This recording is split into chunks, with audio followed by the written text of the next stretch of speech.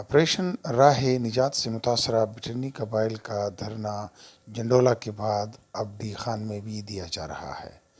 دھرنے میں کثیر تعداد میں بٹنی قبائل کے افراد شرکت کر رہے ہیں۔ آج جو 25واں دن ہے بٹنی متاثرین کا جو ایک دھرنا جاری ہے اپنے حقوق کے لیے، آپریشن راہ نجات سے جو متاثر ہوئے اس کے کمپنسیشن کے لیے، تو آج دوسرا دن ہے ڈی خان میں بھی ایک اسی طرح دھرنا جاری ہے۔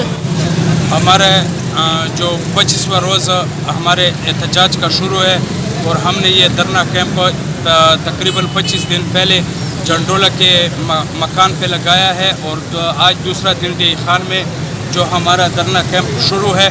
دھرنا چکما انشاءاللہ ډیره کامیابی سره روانه ده. موږ پټونو والا دا متاثرین دو ته پکار ده چې د حکومت ته چې موږ ته توجه راکړي.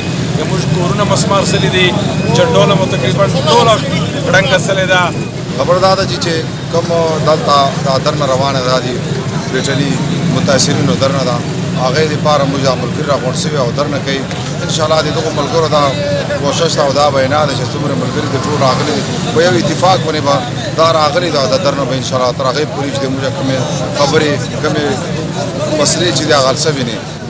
کورونه وران شول، مثال بازارونه وران شول، نو خو یموږ فریاد نه چا واورېدی او نه څوک پې کوي غور. موږ 12 کاله اوس د ټولو خلکو د واجبې موږ ډنګ ورکړی ده چې یاره د موږ فریاد باندې غور وکړو، د فکر وکړو، خو تر اوسه پورې څه داسې عمل نه وسو.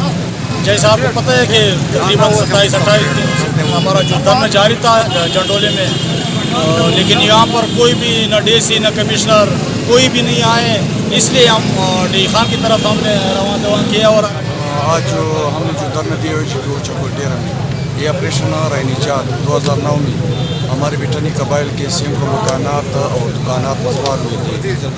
آج جو دھرنا ادھر جاری ہے 2002 سے آپریشن راہ نجات سے لوگ کافی تعداد میں جو ہمارے بٹنی قوم کے متاثرین ہیں، جب ہم حکومت کے پاس جاتے، کمشنر صاحب کے پاس جاتے، وہ کہتے ہیں کہ یہ آپریشن میں ہم بٹنی متاثرین یہاں ڈیر اسماعیل خان میں دوسرا دن ہے اور جب سے ہم نے یہ دھرنا شروع کیا ہے تقریباً آج 28واں دن ہے.